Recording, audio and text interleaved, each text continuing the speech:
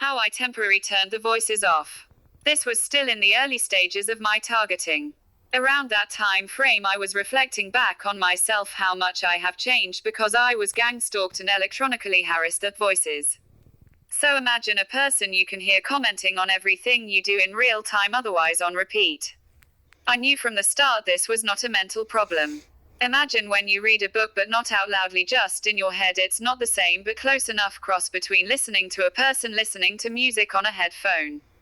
No matter how loud something is through sound wave, you will still be able to hear the audio transmitted to you. So a person who is targeted using V2K, they can tell the difference between a normal person whose voice through sound waves traveling through air, which resonates your auditory nerve, which then sends signal to your hearing system ready for process. So while this was happening to me, to rule out I have a mental illness, I took a scientific approach. I live next to a busy main road which cars go past all the time. I noticed I could only hear the perpetrators when I was in the field that is produced by the car's alternator when it goes past me and I'm in its toroidal field.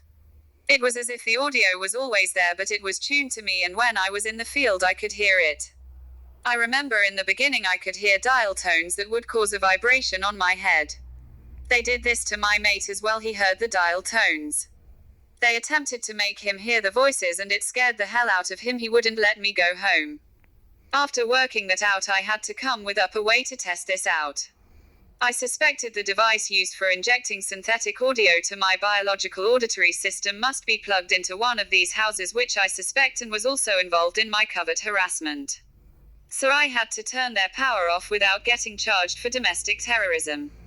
So what I did was turn on everything in my house that draws heavy current. On the power box I kept flicking the switches on and off and did this for about a month and a half.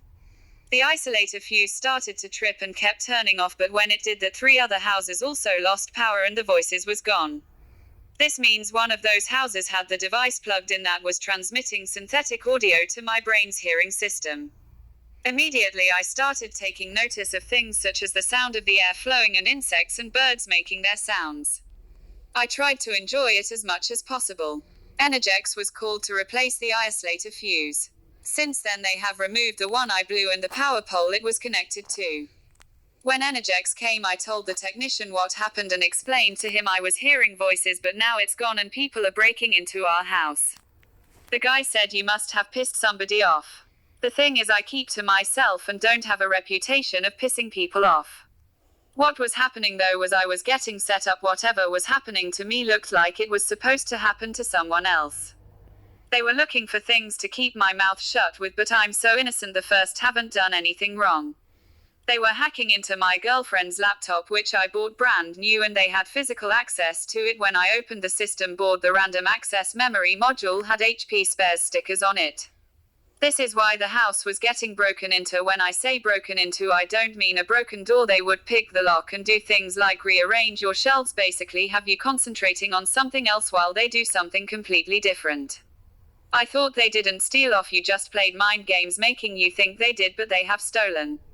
You cannot hide your belongings anywhere because someone is watching you 24/7, who then gives the perpetrators who moved in all around you ganging up on you or borrowing your neighbor's house instructions on what to do to you.